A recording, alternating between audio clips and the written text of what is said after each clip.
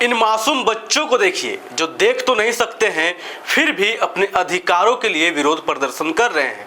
ये दिव्यांग छात्र देहरादून के सरकारी संस्थान के हैं, लेकिन आज ये दिव्यांग बच्चे मूलभूत सुविधाओं के लिए अपनी आवाज बुलंद कर रहे हैं। राष्ट्रीय दृष्टि दिव्यांगजन सशक्तिकरण संस्थान देहरादून में दृष्टिबाधित छात्र छात्राएं बीते 10 दिनों से धरना प्रदर्शन कर रहे हैं। ये बच्चे अच्छी शिक्षा, शिक्षक और किताबों जैसे मूलभूत सुविधाओं को लेकर पढ़ाई छोड़कर सिस्टम के खिलाफ नारे लगाने को मजबूर है।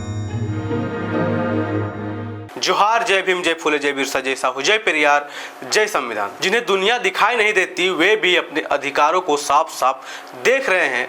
अफसोस आंखें होते हुए भी कुछ लोग सवाल करना भूल गए हैं। यही जागरूकता लोकतंत्र की असली ताकत है, जब कमजोर समझे जाने वाले लोग भी सत्ता से अपने हक का जवाब मांगते हैं। खबर उत्तराखंड की राजधानी देहरादून की है, जहां दिव्यांग बच्चे पिछले 10 दिनों से अपने विभिन्न मांगों को लेकर विरोध प्रदर्शन कर रहे हैं और चेतावनी दी है कि अगर उनकी मांगें नहीं मानी गई तो वे भूख हड़ताल पर बैठ जाएंगे। दरअसल ये बच्चे राष्ट्रीय दृष्टि दिव्यांगजन सशक्तिकरण संस्थान के हैं और ये संस्थान ministry of social justice and employment के अंतर्गत आता है। दृष्टिबाधित छात्र पिछले कई दिनों से प्रदर्शन कर रहे हैं। छात्र अच्छी शिक्षा, किताबें, शिक्षक और दूसरी जरूरी सुविधाओं की मांग कर रहे हैं। हमारी किताबें, हमारी किताबें, हमारी किताबें, हमारी किताबें। रिपोर्ट के मुताबिक छात्रों का कहना है कि उन्हें सस्ती किताबें उपलब्ध कराई जाए और 12वीं के बाद बंद हुई स्कॉलरशिप को दोबारा शुरू किया जाए। इसके अलावा स्किल से जुड़े विषयों के लिए पर्याप्त शिक्षक और बेहतर व्यवस्था की भी मांग की जा रही है। छात्रों की एक बड़ी मांग यह भी है कि अलग अलग तरह की दिव्यांगता वाले बच्चों के लिए उनकी जरूरत के हिसाब से अलग व्यवस्था और स्टाफ होना चाहिए। प्रदर्शन कर रहे छात्रों ने आरोप लगाया कि कुछ बच्चों की ठीक से देखभाल नहीं हो रही है और उनके साथ दुर्व्यवहार तक किया जा रहा है।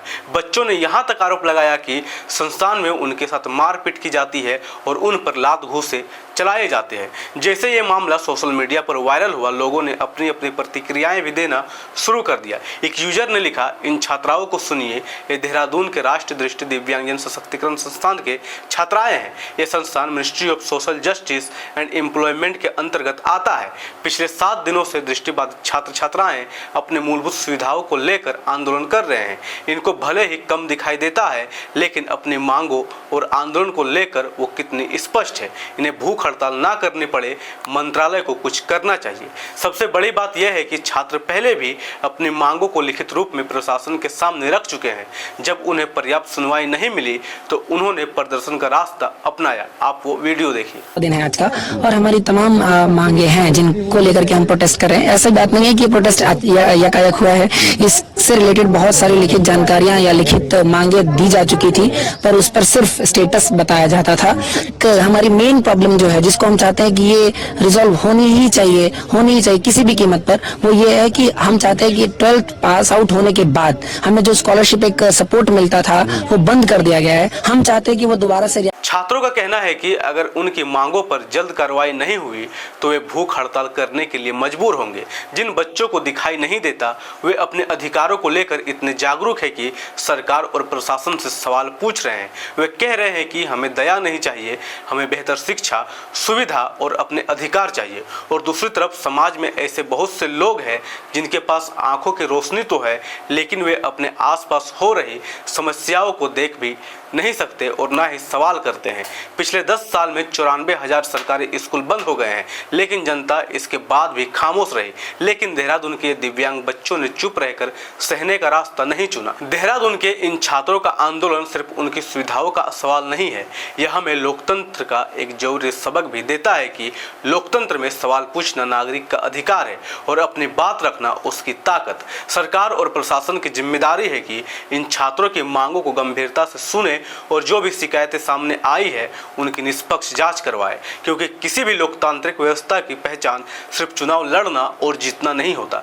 असली पहचान तब होती है जब कमजोर समझे जाने वाले नागरिक भी बिना डर के अपने अधिकारों के लिए आवाज उठा सके। देहरादून के ये दृष्टिबाधित छात्र शायद दुनिया को अपनी आंखों से नहीं देख पाते, लेकिन उन्होंने अपने अधिकारों और लोकतंत्र की ताकत को जरूर पहचान लिया है।